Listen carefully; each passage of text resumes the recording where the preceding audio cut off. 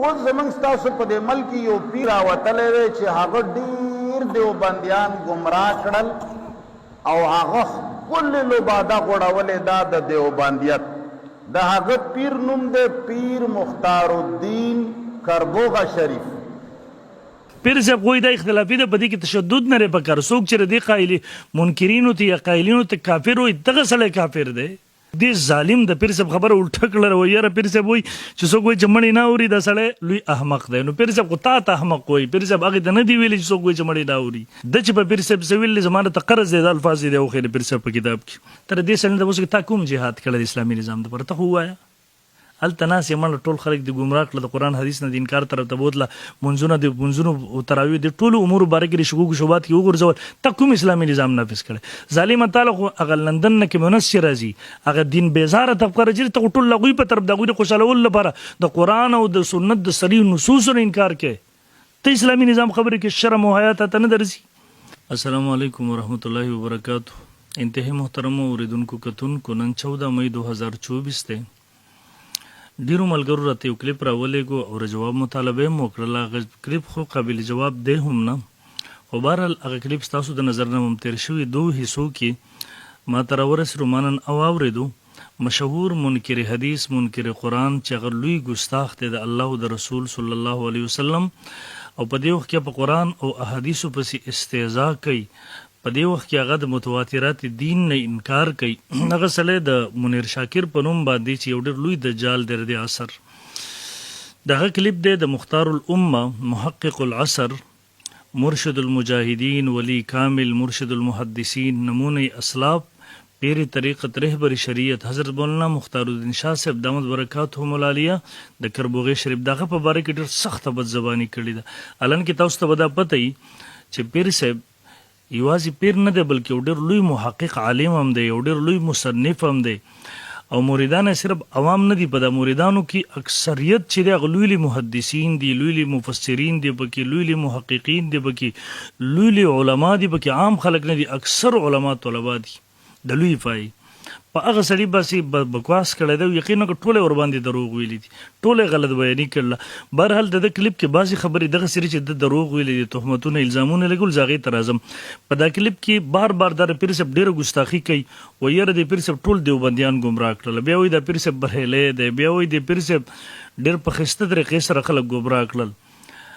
نو خبره دا ده پیر صاحب په څه طریقې سره خلک ګمراه، خلکو ته الله الله ویل، خلک الله طرف ته مایل کول، الله طرف ته ترغیب ورکول، د هغوی زړونه الله طرف ته راوستل، د الله سره تعلق جوړول، د هغوی د زړونو د باطن تزکیه کول، حسد، دروغ، لالچ، دنیا محبت، دوکه وغیره دا څیزونه ونه لرې کول. اوس آیا دا څیز خلک ګمراه کول دي؟ نو یقیني خبره د منیر شاکر دین د سره جدا دی. په دې وخت کې هغه په مونځ پسې استهزا کوي، په دعا پسې استهزا کوي، هغه متواترات دین پسې ټوکه کوي. نو ښکاره خبره ده هغه ته ګمراهي ښکارېږي. نو پیر صاحب غریب خو دغه څیزونه هلته خلکو ته ورښیي. نو اوس که دا ګمراهي دی د خپله ووایي. دویم نمبر دی وایي پیر صاحب بریلی دی. نو دا فیصله خو ته مه کوه ځکه ته خو سره مسلمان هم دی. الحمدلله اهل حق دیوبندي علما محدثین مفسرین دا ټول په ټوله په هغه باندې اعتماد کوي. نو ستا حیثیت دی چې ته هغه ته بریلی وي. او پیر صاحب دا کوم کتاب حواله چې دی ورکوي کتاب العقید، صرف دا کتاب اوچت کړه عقاید وګوره، پته به درته ولګي چې پیر صاحب څنګه عالم دی. هغه بریلی دی که دیوبندی دی، صرف دغه کتاب نه به درته پته ولګي، دغسې دغه نور کتابونه. بیا د یو خبره په دا کلیپ کې اخره کړې ده، خو زه اول ته راولم. دی وایي د پیر صاحب نه واخله تر جیلاني صاحب پورې زه ټولو ته چیلنج ورکوم. ګستاخ او بیادبه خو ډېر زیات دی. دی وایي دې پیرانو کلم خپلو مریدانو ته قرآن نه دی ورښولی، بس الله الله یې ورښول. نو الله الله ورښودل خو جرم نه دی که نه. او دویم نمبر زه چلو لرې نه ځم، د چیلنج ورکړی دی. تاسو راشئ د پیر مختار الدین شاه صاحب دامت برکاتهم لوی یو خلیفه دی په د پېښور کې، شیخ الحدیث ولی کامل حضرت مولانا سید الله شاه صاحب دامت برکاتونه لرې بنوزو په د پېښور کې دی. زه د ده یو شاګرد را اخلم منیر شاکر د دې ته تیار شي دغه سره د کینې صرف او صرف قرآن کې د ورسره د قرآن په تفسیر کې، د قرآن په ترجمه کې، د قرآن په مطلب کې ډېرې د هغې سره مقابله وکړي کېدي. یو درې تپوسه به هغه پیر صاحب مرید ورنه کوي، درې تپوسه به دی کوي، پته به ولګي چې پیر صاحب خپلو مریدانو ته قرآن ورښولی دی که نه دی ورښولی. که زما دغه چیلنج تا ته منظور انشاءالله قیامت کې صبح تک ته به زما را چیلنج قبول نه کړي، پته به درته ولګي پیر صاحب دغه شاګردان څومره لوی لوی علما دي، څومره خلکو ته قرآن وښودو، احادیث یې وښودله، دین یې ورته وښودله، میدان کې به پته ولګي ته بسم الله که راشه میدان ته. بهرحال مخکې ځو د چې کوم الزامات لګولي دي، دی وایي پیر صاحب زما استاذ هم دی. نو ښکاره خبره ده دغسې کم اصل سړي ته چې څه ور وښی بیا دغسې کوي، په کوم لوښي کې چې خوراک کړی کې امتیازي کوي. بیا شیخ سلیم الله خان صاحب رحمه الله محدث العصر هغه د استاذ نه خلاف روان دی، خپل استاذ ورته کافر ښکارېږي.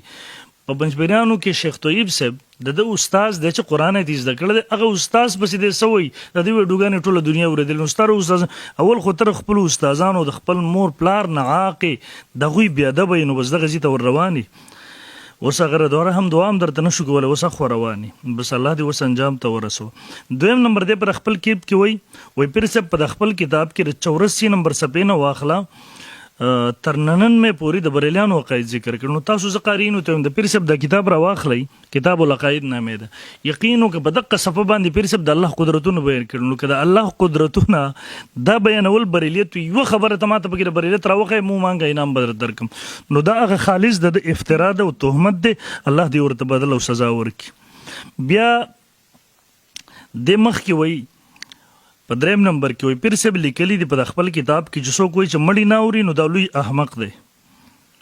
نو دا خالص د پیر صاحب په کتاب زما چیلنج دی منیر شاکر او د ذریت ته د پیر صاحب په کتاب کې دا الفاظ وښیي چې څوک وایي چې مړی نه اوري مو مانګه انعام بس درته ورکړم او د په لاس به بیا توکم، او که نه وي د خپل دروغو نه توبه وباسه، الله ته به ورځې په دومره لوی خلکو باندې دروغ ولې وایې ظالمه، په دومره لوی اولیاء کرامو باندې، دومره لوی ولی الله باندې، بلکې الټا دا د پیر صاحب کتاب دی کتاب العقاید د دې صفحه نمبر 85 کې تاسو راواخلئ. په دې کې پیر صاحب په خپله لیکي کیونکہ مردوں کے سننے اور نہ سننے کا مسئلہ عہد صحابہ سے چلا آ رہا ہے.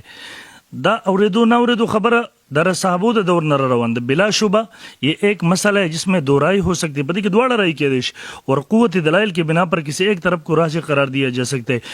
دلائلوں پر بنیاد بنی وہ طرف راجح گرزول ہے، لیکن اس کو شرک اور توحید کے درمیان گھسیٹ لانا اور ماننے والوں کو مشرک کہنا یا اس کے ماننے کو اجماعی مسئلہ قرار دے کر اس کے منکر کو کافر قرار دینا، یہ سب کچھ حماقت اور تعصب ہے.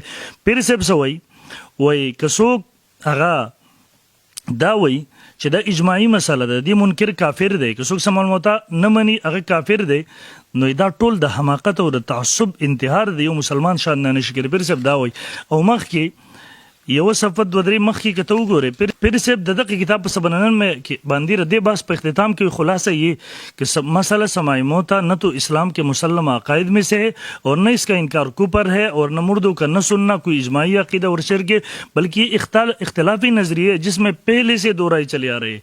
پیر صاحب کوئی دا اختلافی ده بدی کې تشدد نه لري پکار، څوک چې ردی قایلی منکرینو ته یا قایلینو ته کافر وي دغه سړی کافر دی، دغه سړی احمق دی. پیر صاحب خدا وایي او دې ظالم د پیر صاحب خبره الټه کړله وایي یاره پیر صاحب وایي چې څوک وایي چې مړی نه اوري دا سړی لوی احمق دی. نو پیر صاحب خو تا ته احمق وایي، پیر صاحب هغې ته نه دی ویلي چې څوک وایي چې مړی نه اوري، ظالمه دروغ یې په ژوندو باندې الله دې تعالی سزا درکړي.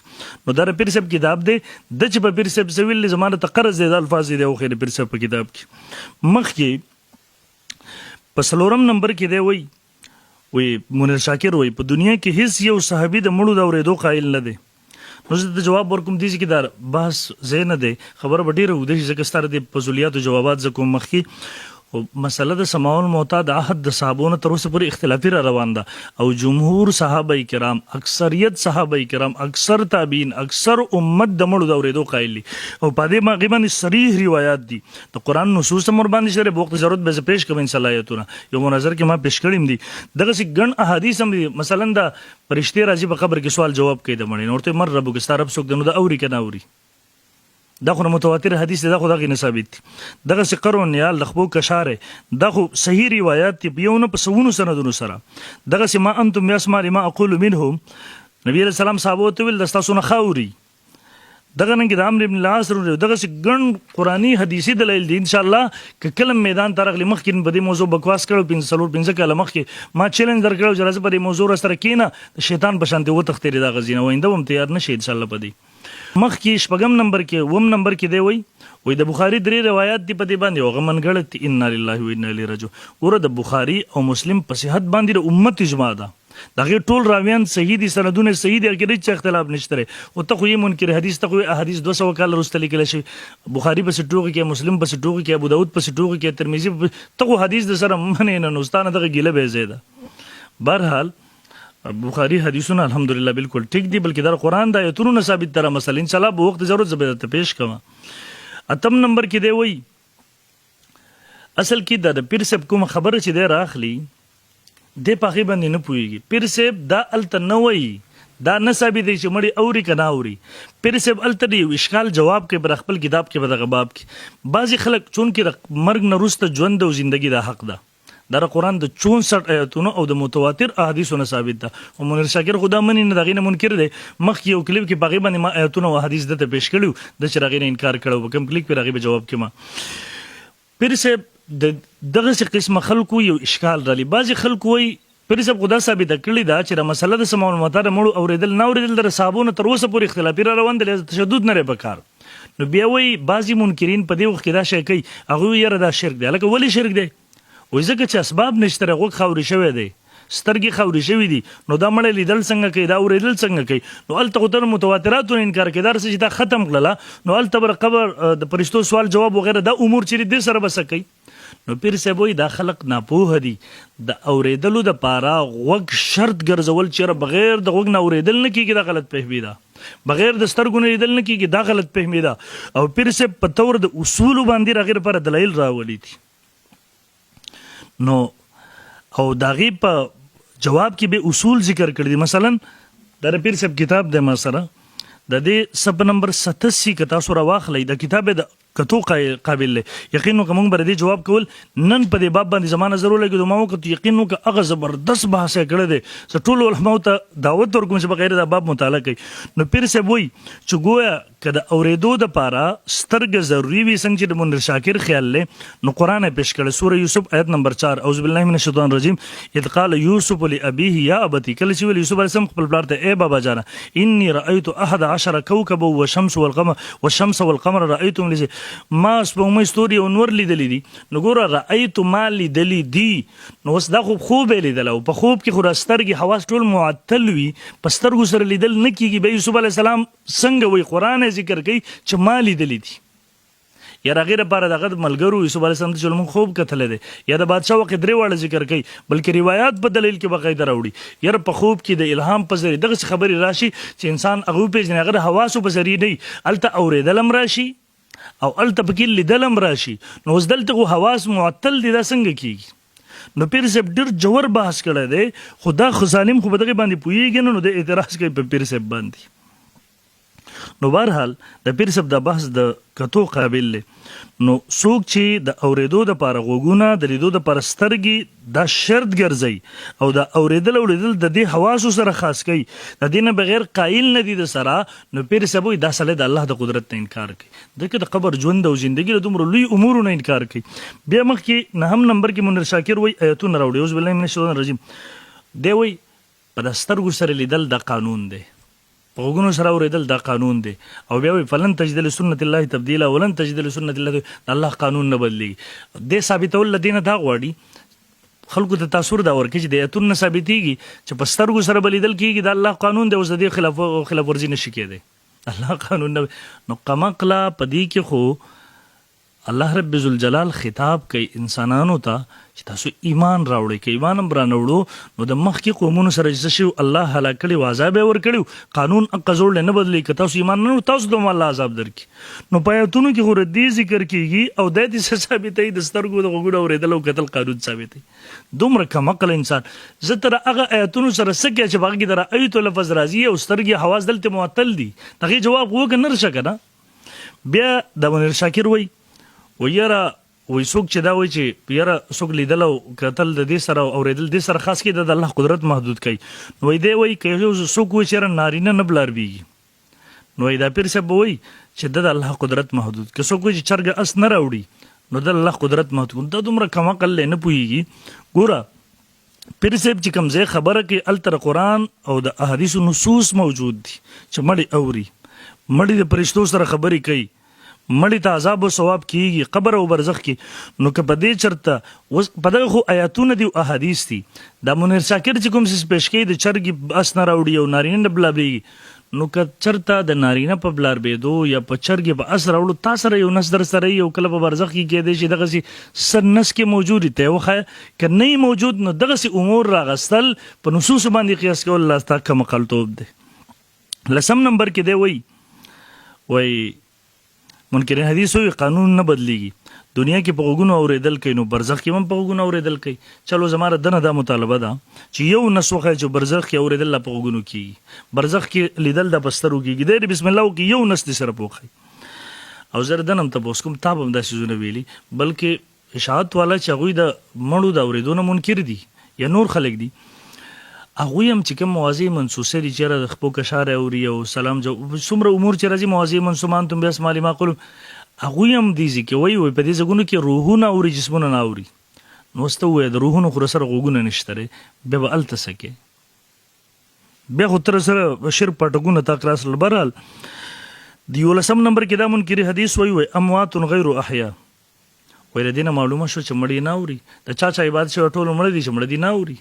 اوس دې ته سړی څه وایي، د چا چې عبادت شوی د هغه ټول نه اوري. نو فرشتې ژوندی دي په دې وخت کې، ملایک ژوندي دي، د هغوی عبادت کېږي په دې وخت کې. پنجاب کې دغسې پیران دي ژوندي دي، خلک ورته سجدې لګوي عبادت یې کوي، هغه ژوندي دي. ستا څه مطلب دا ټول نه اوري؟ او په دې آیات کې کوم ځای کې دا دی چې مړي نه اوري؟ زه دې منیر شاکر ته چیلنج ورکوم، نور آیتونه بې ځای مه وایه، خلکو له دوکه مه ورکوه. چېرته یو ځای کې دې څه وښایه چې د میت ذکر یې او بیا لا یسمعو ورسره ذکر المیت لا یسمعو. قرآن کې حدیث کې چېرته وښایه، یا د امواتو ذکر یې ورسره هم لا يسمعون. زما ته چیلنج دی او انشاءالله د قیامت پورې په تا باندې قرض وي، دروغ مه وایه په قرآن باندې. صرف دغسې یو نس راوړه چې هلته میت ذکر کېږي، په زور باندې مړي مه ور داخلوه پکې. یا که په دغه آیتونه چې کوم ته ذکر کې په دې کې که د مړي ذکر وي چې مړی نه اوري د هغوی دپاره لا یسمعون یا د مړو دپاره لا یسمعون راغلي، بسم الله وکړه وښایه، ورنه په قرآن دروغ مه وایه، خلکو له دوکه مه ورکوه.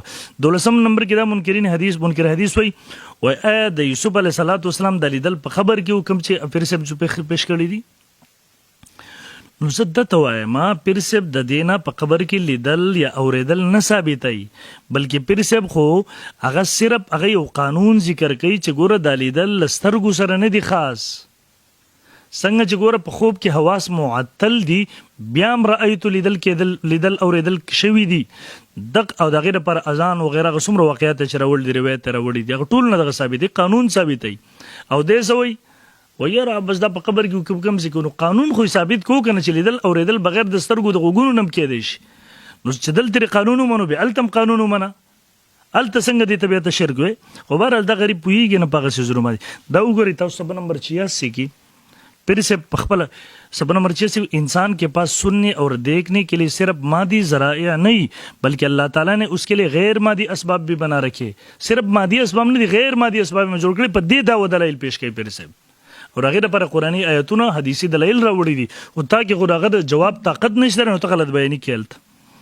الله تعالی دې تعالی سزا درکړي. راغی اوس موږ ته د نور څه ویلی شو. بیا په 14 نمبر کې دی وایي پیر صاحب معجزې راوړی دي او معجزات خرق عادت دي او په خرق عادت بل شی نشي قیاس. نو پیر صاحب قیاس نه دی کړی که نه، ته وښایه چې کوم ځای کې پیر صاحب معجزې راوړلې هغې نه په دې باندې بیا قیاسات کړي استدلالونه یې کړي دي، نو دغه هم ستا غلط فهمي ده. پیر صاحب باندې الزام مه لګوه. پیر صاحب هلته په طور د اصول راوړي، د هغې نه اصول ثابتوي، د هغې نه څه معلوماتانه ثابتوي. بیا 14 نمبر کې دی وایي د عمر رضو کرامت چې یا ساریتو الجبل وایي دا کوم دا روایت چې دی دا بالکل منګړت دی. نو زه درته ویل غواړم تا چې ورته منګړت ویل دلیل به دې هم ذکر کړی که نه چې ولې موضوعي دی ولې منګړت دی، څه وجه خو وي که نه، که صرف ستا د مردارې خولې د وجې نه حدیث منګړت کېږي ضعیف کېږي. دا واقعه په سند سره دلایل النبوت د بیهقي رقم نمبر دی 2655. دغه څرنګې د امام سیوطي رحمه الله جامع الاحادیث 8657، دغه نګي الاصابه د ابن حجر او حافظ ابن حجر په الاصابه فی تمیز صحابه کې نقل کړي وقاله او بیا الته فرمای حسنون، دا روایت حسن دی. بلکې په دې وخت کې د عربو چې کوم په توجات شای کېږي هغه کرا واخلي پغې کې په 17021 کې دغه روایت نقل کړی دی او هغه صحیح منل دی. نو بهرحال کله په کله جرح وکړه په دا روایت موضوعي ثابت وي، انشاءالله زموږ طرف نه به جواب هم ثابت خو ده کړي نه ده، نو بس صرف غلط بیاني یې کړې ده. مخکې دی وایي منیر وای کرامت د ژوندو کار دی که د مړو نه دی. خو بهرحال خپل زما خو مخکې راغلي اصولي جوابات وکړله، خو دا عمره وایم چې کرامت چې دی هغه د ژوندو لپاره هم ثابت دی او بعد الوفات هم ثابت دی او په هغې باندې ګڼ دلایل موجود دي. انشاءالله به وخت ضرورت به پې زه هغه پیش کوم. اول به ته خو قبل الوفات هم نه منې، بعد الوفات خبرې د سره پاره کې. او دا کرامت دا د الله قدرت ته ویلی کېږي، دا د الله فعل وي، د بنده فعل نه وي، دا ولی په لاس باندې ظاهروي. لهذا مړي تر دې نسبت مه کوه چې دنیا کې کله دنیا تللی دی. ستا خو دغه غلط فهمي ده چې کرامت دا د بنده فعل ته ګڼي، حالانکې دا د بنده فعل نه دی، دا د الله فعل دی. د الله په اختیار کې دی چې کله وغواړي د ولی په لاس ظاهري. اتلسم نمبر چور کې د منیر شاکر چې کوم ګمراه کن خطرناک عقاید دي باقي یو دا د شفاعت د رسول الله صلی الله علیه وسلم نه انکار کول، کوم چې د نصوصو نه ثابت دی. دی وای من ذا الذي يشفع عنده الا باذنه. او بریلیان پکې وای چې الله چې اجازت ورکړي نو بیا به هغه شفاعت کوي رسول الله صلی الله علیه وسلم هلته. نو اذن خو معلوم نه دی، نو دی نه معلومه شو چې نه کوي اجازت. نو دی وای چې اذن معلوم کا نو بیا دا خبره وکړه، نو دا هم د دغه مقلتوب دی، حماقت دی. شفاعت در اهل سنت والجماعت اصولی او اجماعي عقیده او د نصوصو نه ثابت. الله به خپل مخصوص نیک بندگانو ته د اعزاز په تور دیو ته اختیار ورکړي چې هغوی صرف د مسلمانانو په حق کې شفاعت کول غواړي نو کولی به شي او دې شفاعت به قبلولی شي. او هغې لپاره بیا شرایط هم دي چې دا شفاعت به مسلمانانو په حق کې کوي، د کافرانو په حق کې به نه وي. دویم نمبر دا هم د الله په اذن سره وي، په اجازت سره، بغیر د اجازت نه به نه وي. څوک په زور د چا شفاعت نشي کولی، څوک الله مجبوره کولی نشي، دا به په اذن د باري تعالی سره وي. او دغې لپاره قرآني دلیل د یو چې دی وي من ذا الذي څوک د هغه یشفع عنده شفاعت وکړي هغه سره الا باذنه مگر په اجازت د هغې سره. ګوره استثنا ورنه کوي، د الله په اجازت سره به شفاعت وي. یا بل ځای قرآن مجید کې راځي سوره یونس کې ما من شفیع الا من بعد اذنه، نشته څوک شفاعت کوونکی مگر روسته اجازت د الله تعالی، یعنی الله تعالی چې اجازت ورکړي بیا به شفاعت کیږي. او دغه رنګې ګڼ آیاتونه نور هم د قرآن مجید موجود دي، دغه رنګې احادیث هم موجود دي. ترمذي شریف رقم الحدیث 2441 نبی علیه الصلوۃ والسلام فرمایي ما ته دا درکړل شوي، دا د ما ته دا وویل فاخترت الشفاعة وهي لمن مات لا یشرک بالله شیئا. ما غوره کو شفاعت او دا هغه چا لپاره دی چې شرک چې هغه مړ شو او شرک نه کړی د الله سره ضرور. یا دویم ځای راځي ترمذي رقم الحدیث 2435 کې نبی علیه الصلوۃ والسلام فرمایي شفاعت لاهل الکبائر من امتی، زما شفاعت د لوی ګناهونو والا د پاره د زما د امت نه چې کفر نه کړي، شرک نه کړي. څلورم دریم نمبر دغه یو بل حدیث کې مسلم شریف رقم الحدیث ته 8875 دی. قال پمن سأل الوسیله رسول الله صلی الله علیه وسلم چې زما پر د وسیلې دعا وکړل د اذان نرسته چې کومه دعا ده حلت له شفاعت، زما شفاعت براغه لپاره واجب بشي. دغه رنګي بخاری شریف رقم الحدیث 335 مسلم شریف کې د نبی صلی الله علیه وسلم وای ماته سيزونه راکړل شو، یو پاږي کې وته تو شفاعت ماته شفاعت راکړل شوی دی. او نور هم دغه شری غنو روایتونه ثابت دي. خدا ظالم خو راغی نه انکار کوي، د اجماعي عقیدو نه انکار کوي، نو یو پاږي کې شفاعت هم د جدي راغی نه منکر دی. برل دغه د غنو نصوصونه ثابت دي. نو لسم نمبر دا منیر شاکر وی دغه سه روایت هم جوړ شوی دي چې قرآن د دې سه روایت هم سره چې قرآن د باوي.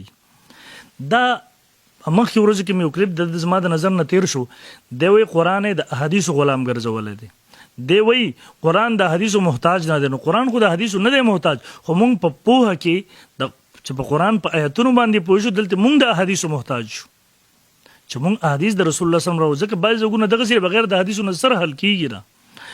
او دویم نمبر دا دی وی قرآن د حدیث غلام ګرځوي، یعنی که رسول الله صلی الله علیه وسلم د قرآن تفسیر وکړي نو د قرآن د حدیث غلام ګرځولای، وی قرآن د ابن عباس غلام ګرځولای، قرآن د مظهری او د روح المانی او د غوی غلام ګرځولای الیاذ بالله. نو ګوره کله چې نبی علیہ السلام تفسیر کوي، صحابه کرام تفسیر کوي، تابعین تفسیر کوي، نو د غلام یې وګرځو. او کدار د مرداري ګډ نه ګن رواسي هغه بیا قرآن د غلام جوړول نه دي. نو او دا خبرم غلط، احادیث د رسول الله صلی الله علیه وسلم د قرآن د پر تفسیر د شرح ده، تقریبا قرآن مجید په خپل باندې سوزګونو کې ردی وضاحت کوي. مثلا دا قرآن مجید سورۃ النحل آیت نمبر 44 اعوذ بالله من الشیطان الرجیم انزلنا الیک الذکر لتبین للناس ما نزل الیهم. پیغمبر قرآن می تیر پر نازل کړل لتبین للناس چې تخلق ته دا بیان کې، تخلق ته د تشریح وکي، تخلق ته د وضاحت وکي ما نزل الیهم مقصدی ته نازل شوی دي، یعنی سجره دیو د پاره نازل شوی دي تر خلقو د پاره د خلقو تر هغه خبرو تشریح وکي، دغه وضاحت ورته وکي. یعنی د نبی رسول د بعثت مقصد خلکو در قرآن وضاحت کول دي، د قرآن تشریح کول دي، د قرآن تفسیر کول دي. یا سوره ال عمران آیت نمبر 164 کې راځي لقد من الله علی المؤمنین، په تاسو سره احسان کړ الله په مؤمنانو باندې، اذ بعث فیهم رسول کله چې را لېږلی په دیو کې رسول من انفسهم د دیو د جنس نه، یتلو علیهم تلاوت کوي په دیو باندې د قرآن آیتونه په لولي، ویزکیم تزکیه کوي، ويعلمهم الكتاب دیو تر قرآن تعلیم ورکي، قرآن ورته ورخي، دغه تشریح کوي، احکامات ورته ورخي. یا دریم سے سورۃ النساء آیت نمبر 105 کې راځي ان انزلنا الیک الکتاب بالحق، بشک نازل کړی د موږ ته کتاب په حق سره لتحکم بین الناس، چې ته فیصلو کې به من زخل کې بما اراک الله، په هغه طریقې سره کوم چې الله ته خودلې ده. نو ګوره د قرآن تفسیر رسول الله صلی الله علیه وسلم ته الله خودلې ده. یا سورۃ النحل آیت نمبر 64 کې راځي وما انزلنا الیک الکتاب، او نه نازل کړم په تا باندې کتاب الا لتبین لهم الذی اختلفوا، مگر دې لپاره چې بیان کې دیو ته هغه چې اختلاف کړي دیو باغی کې هدن هدایت او رحمت تر قوم لپاره چې ایمان لري. نو ګوره اوس نور آیتونه ګڼي، په دې آیتونو کې الله واضح کړه دا آیتونه تاسو ګورئ شیخ الاسلام مفتی تقی عثماني صاحب دامت برکاتهم هغه نقل کړی و، د بیا تذکرہ کې تبصرہ کے زاغ درتا ورم و ان آیات میں خود قرآن کریم نے یہ واضح فرما دیا کہ سرکاری کائنات حضرت محمد مصطفیٰ صلی اللہ علیہ وسلم کو دنیا میں مبعوث فرمانے کا مقصد ہی یہ تھا کہ آپ صلی اللہ علیہ وسلم دنیا کو قرآن کریم کی ہدایات اور اس کے اسرار و معارف سے آگاہ کری اور اس کے مطابق زندگی گزارنے کے طریقے سکھلائے. اس لیے خود قرآن کریم ہی سے یہ بات ثابت ہو جاتی ہے کہ آپ صلی اللہ علیہ وسلم کی تعلیمات تفسیر قرآن کا اہم ترین ماخذ ہے.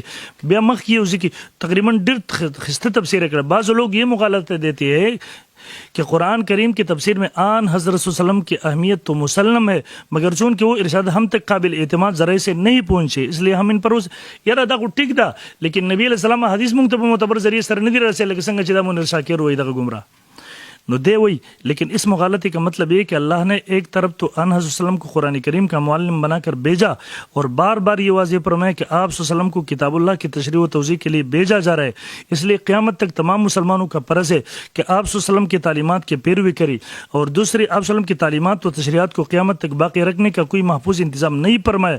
کیا یہ بات کوئی ایسا شخص کہہ سکتا ہے جو اللہ کی حکمت بالغہ اور قدرت کاملہ پر ایمان رکھتا ہو اور جس نے قرآن کریم کی آیت پڑھی ہو لا یکلف الله نفسا الا وسعها الى اخره. نو بهرحال تاسو په پوه شوي د غزه ورپسې تفصیلی وګورئ.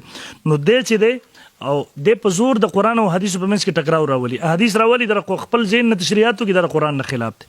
نو که داسې یو څوک راپاسي د قرآن آیتونه راواخلي د قرآن خلاف پیش کوي، ته ورته وایو چې دغه مطلب نه تا ته ستا مطلب زه نه منم، ته ورته مفسر پیش کوي هغه زه نه منم، نو دا خو به ټول قرآن هم ته ختم کړي که نه، ځکه قرآن به قرآن خلاف شي نعوذ بالله. خو مفسرین به منې د الله د پیغمبر تشریح تفسیر به منې، بیا به تضاد ختمي تعارض به ختمي. شرم نمبر کې دی وای الله د دنیا ر دې لپاره نه دی پیدا کړی چې تاسو لا اله الا الله لا اله الا الله پاغي پسې په اخر کې ډېر سخت استهزاء غرب غرب غرب غرب دا انداز خپل کړی دی د الله په نوم پسې استهزاء، په ذکر پسې استهزاء د ظالم کوي.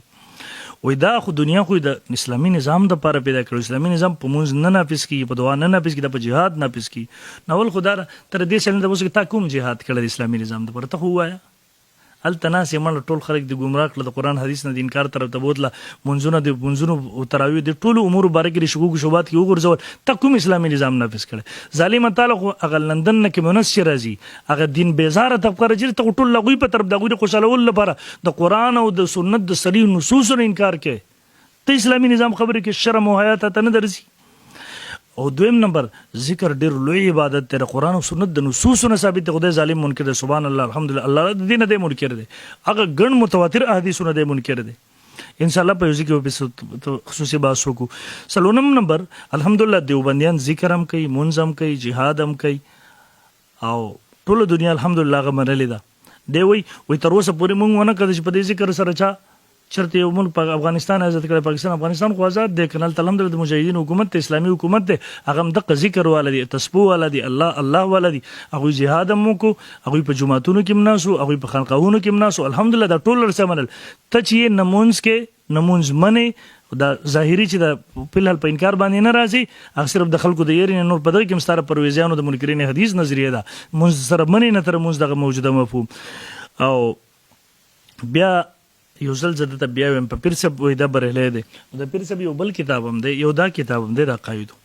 زه منیر شاکر او دغه ذریت ته چیلنج ورکوم، د پیر صاحب کوم عقیده تاسو سره بریلیانو ښکاري دې کتاب نه انتخاب وکړئ، د پیر صاحب د عقایدو نه یو عقیده راواخلئ انتخاب وکړئ انشاءالله موږ په غیر مناظرې دپاره تیار یو او پیر صاحب یقینا چې مختار الامه ولی کامل محقق الاثر مرشد المجاهدین حضرت مولانا پیر مختار الدین شاه صاحب دامت برکاتهم العالیه د دې زمانې ډېر لوی پیر هم دی ډېر لوی عالم هم دی ډېر لوی د مجاهدینو امام هم دی ډېر لوی شخصیت الحمدلله علما مجاهدینو محدثینو مفسرینو د ټولو ورباندې په یو ځای اعتماد کړی دی او تا چرته هغه د لندن هغه دین بیزاره طبقه په تا پسې در روانه ده نور تا پسې دینداره طبقه مسلمانه طبقه کلم په تا پسې نشي روانه دی بر محترمو د سړي نه ځان ساتي دا ډېر لوی ګمراه دی د الله ګستاخ دی د رسول الله صلی الله علیه وسلم ګستاخ دی د قرآن حدیث نه صرف انکار نه کوي بلکې استهزاء کوي نو دا یو څو اهمې خبرې چې د پیر صاحب په حوالې سره کړې وي ما دغې وضاحت وکړو پیر صاحب دې خبرو محتاج نه دی ډېر لوی شخصیت دی ډېر لوی علما